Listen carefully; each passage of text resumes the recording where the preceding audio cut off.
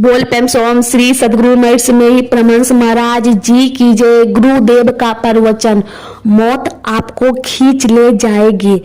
पिता पुत्र संवाद। राजा युधिष्ठिर ने पूछा, पितामह, समस्त भूतों का संहार करने वाला यह काल बराबर बीता जा रहा है। ऐसी अवस्था में मनुष्य क्या करने से कल्याण का भागी हो सकता है, यह मुझे बताइए। भीष्म जी ने कहा, युधिष्ठिर, इस विषय में ज्ञानी पुरुष पिता और पुत्र के संवाद रूप इस प्राचीन इतिहास का उदाहरण दिया करते हैं। तुम उस संवाद को ध्यान देकर सुनो। कुंती कुमार, प्राचीन काल में एक ब्राह्मण थे जो सदा वेद शास्त्रों के स्वाध्याय में तत्पर रहते थे। उनको एक पुत्र हुआ जो गुण से तो मेधावी था ही, नाम से भी मेधावी था। वह मोक्ष, धर्म और अर्थ में कुशल तथा लोक तत्व का अच्छा ज्ञाता था। एक दिन उस पुत्र ने अपने स्वाध्याय परायण पिता से कहा। पुत्र बोला, पिताजी, मनुष्य की आयु तीव्र गति से बीती जा रही है। यह जानते हुए धीर पुरुष को क्या करना चाहिए? तात आप मुझे उस यथार्थ उपाय का उपदेश कीजिए जिसके अनुसार मैं धर्म का आचरण कर सकूं।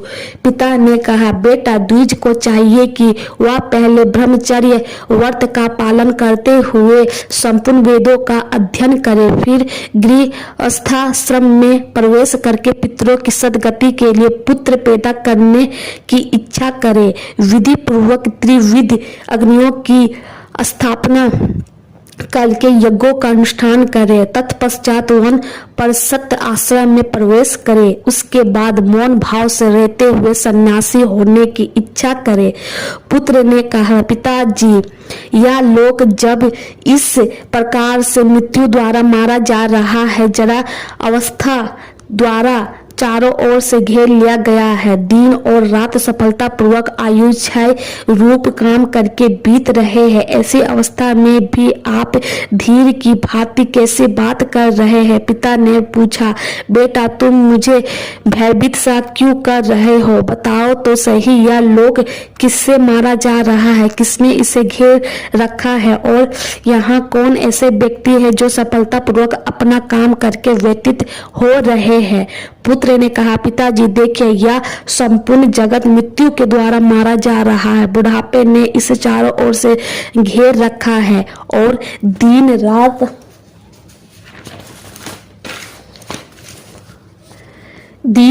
ही वे व्यक्ति है जो सफलता पूर्वक प्राणियों की आयु का अपहरण स्वरूप अपना काम करके व्यतीत हो रहे। इस बात को आप समझते क्यों नहीं? यह अमोघ रात्रि नित्य आती है और चली जाती है। जब मैं इस बात को जानता हूँ कि मृत्यु क्षण भर के लिए भी रुक नहीं सकती है और मैं उसके जाल में फंसकर ही विचल रहा हूँ, तब मैं थोड़ी देर भी प्रतीक्षा कैसे कर सकता हूँ? जब एक एक रात बीतने के साथ ही आयु बहुत कम होती चली जा रही है, तब छिछले जल में रहने वाली मछली के समान कौन सुख पा सकता है? जिस रात के बीतने पर मनुष्य कोई शुभ कर्म ना करे, उस दिन को विद्वान पुरुष व्यर्थ ही गया समझे। मनुष्य की कामनाएं भी पूरी नहीं होती है कि मौत उसके पास आ पहुंचती है। जैसे घास चरती हुई भेड़ों के पास अचानक व्याघ्र पहुंच जाती है और उसे दबोच कर चल देती है, उसी प्रकार मनुष्य का मन जब दूसरी ओर लगा होता है, उसी समय सहसा मृत्यु आ जाती है और उसे लेकर चल देती है। इसलिए जो कल्याणकारी कार्य हो उसे आज ही कर डालिए। आपका यह समय हाथ से निकल न जाए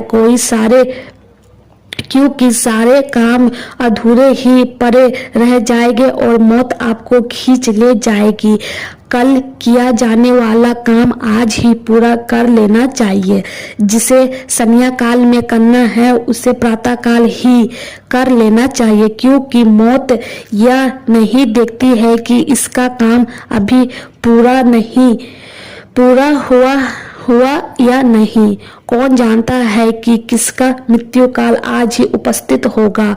संपूर्ण जगत पर प्रभुत्व रखने वाली मृत्यु जब किसी को हर कर ले जाना चाहती है तो उसे पहले से नहीं भेजती है। जैसे मछुआरा चुपके से आकर मछलियों को पकड़ लेते हैं, उसी प्रकार मृत्यु अज्ञात रहकर ही आक्रमण करती है। अतः युवा अवस्था में ही सबको धर्म का आचरण करना चाहिए, क्योंकि जीवन निसंदेह ही और नित्य है। धर्माचरण करने से इस लोक में मनुष्य की कृति का विस्तार होता है और उस परलोक में भी उसे सुख मिलता है। जो मनुष्य मोह में डूबा हुआ है वही पुत्र और स्त्री के लिए उद्योग करने लगता है और करने तथा न करने योग्य काम करके इन सबका पालन पोषण करता है। जैसे सोए हुए मृग को बाघ उठा ले जाता है, उसी प्रकार पुत्र और पशुओं के संपन्न व उन्हीं के मन को फंसाए रखने वाला मनुष्य को एक दिन मृत्यु उठा ले जाती है। जब तक मनुष्य भोगों से तृप्त नहीं होता, संग्रह ही करता रहता है, तभी तक ही उसे मौत आकर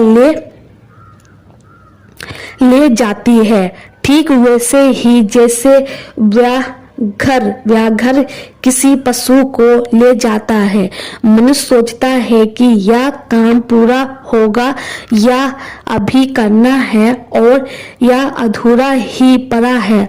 इस प्रकार चेष्टा जनित सुख में आसक्त हुए मानव को काल अपने वश में कर लेता है। मनुष्य अपने खेत, दुकान और घर में ही फंसा रहता है। उसके किए हुए उन कर्मों का फल मिलने भी नहीं पाता। उसके पहले ही उस कर्मासक्त मनुष्य को मृत्यु उठा ले जाती है। कोई दुर्लभ हो या बलवान हो, शूरवीर हो या डरपोक हो तथा मूर्ख हो या विद्वान हो, मृत्यु उसकी समस्त कामनाओं के पूर्ण होने से पहले ही उसे उठा ले जाती है। पिताजी, जब इस शरीर में मृत्यु, जरा, व्याधि और अनेक कारणों से होने वाले दुखों का आक्रमण होता ही रहता है, तब आप स्वस्थ से होकर क्यों बैठे हो? देहधारी जीव के जन्म लेते ही अंत करने के लिए मौत और बुढ़ापा उसके पीछे लग जाते हैं। ये समस्त चराचर प्राणी इन दोनों से बंधे हुए हैं।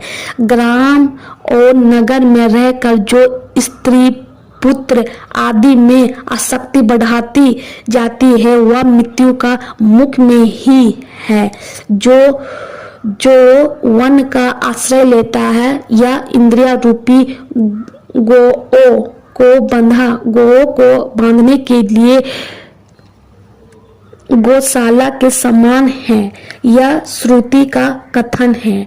ग्राम में रहने पर वहां के स्त्री, पुत्र आदि विषयों में जो आसक्ति होती है, वह जीव को बांधने वाली रस्सी के समान है। पुण्यात्मा पुरुष ही इसे काट कर निकल पाते हैं, पापी पुरुष इसे नहीं काट पाते हैं।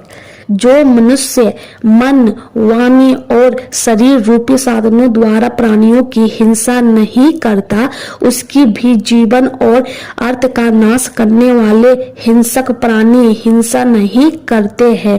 सत्य के बिना कोई भी मनुष्य सामने आते हुए मृत्यु की सेना का कभी सामना नहीं कर सकता।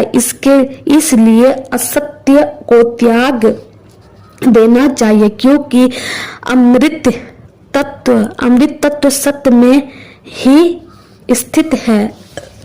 अतः मनुष्य को सत्य व्रत का आचरण करना चाहिए। सत्य योग में तत्पर रहना और शास्त्र की बातों को सत्य मानकर श्रद्धा पूर्वक सदा मन को और इंद्रियों का संयम करना चाहिए। इस प्रकार सत्य के द्वारा ही मनुष्य मृत्यु पर विजय पा सकता है। अमृत और मृत्यु दोनों इस शरीर में ही स्थित है। मनुष्य मौत से मृत्यु को और सत्य से अमृत को प्राप्त होता है। अतः अब मैं हिंसा से दूर रहकर सत्य की खोज करूंगा। काम और क्रोध को हृदय से निकाल कर दुख और सुख के समान भाव रखूंगा तथा सबके लिए कल्याणकारी बनकर देवताओं के समान मृत्यु के भय से मुक्त हो जाऊंगा। मैं निवृत्त परायण होकर शांति में यज्ञ में तत्पर रहूंगा। मन और इंद्रियों को वश में रख कर ब्रह्म ज्ञान यानी वेद शास्त्रों के स्वाध्याय में लग जाऊंगा और मुनि वृत्त से रहूंगा। उत्तरायण के मार्ग से जाने के लिए मैं जप और स्वाध्याय रूप यज्ञ ध्यान रूप मनोयज्ञ और अग्निहोत्र एवं गुरु सुरसादी रूप कर्म यज्ञ का अनुष्ठान करूंगा। मेरे जैसा विद्वान पुरुष नाश्वर फल देने वाला हिंसा युक्त पशु यज्ञ और पिशाचों के समान अपने शरीर के ही रक्त मांस द्वारा किए जाने वाले तामस यज्ञों का अनुष्ठान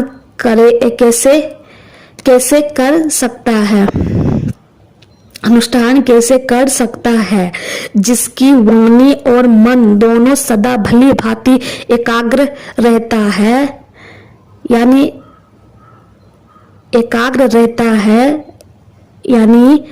तथा जो त्याग तपस्या और सत्य में संपन्न होता है वह निश्चय ही सब कुछ प्राप्त कर सकता है। संसार में विद्या यानी ज्ञान के समान कोई नेत्र नहीं है, सत्य के समान कोई तप नहीं है और राग के समान कोई दुख नहीं है और त्याग के समान कोई सुख नहीं है। मैं संतान रहित होने पर भी परमात्मा में ही परमात्मा द्वारा उत्पन्न हुआ हूँ, परमात्मा में ही स्थित हूँ, आगे भी आत्मा ही लीन होगा। संतान मुझे पार नहीं उतारेगी। परमात्मा के साथ एकता तथा समता, सत्य भाषण, सदाचार, ब्रह्मनिष्ठा, दंड का परित्याग यानी अहिंसा, सरलता तथा सब प्रकार के सकाम कर्मों से उपरित इनके समान ब्राह्मण के लिए दूसरे कोई धन नहीं है। ब्राह्मण देव पिताजी, जब आप एक दिन मर जाएंगे तो आपको इस धन से क्या लेना है अथवा भाई बंधुओं से आपका क्या काम है तथा स्त्री आदि से आपका कौन सा प्रयोजन सिद्ध होने वाला है। आप अपने हृदय रूपी गुफा में स्थित हुए परमात्मा को खोजिए। सोचिए तो सही, आपके पिता और पितामह कहाँ चले गए? भीष्म जी ने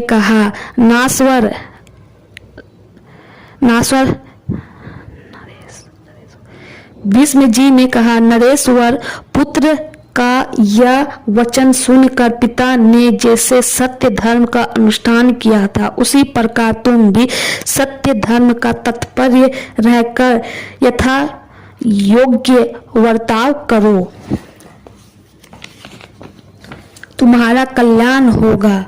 बोल प्रेम से ओम श्री सद्गुरु महाराज की जय।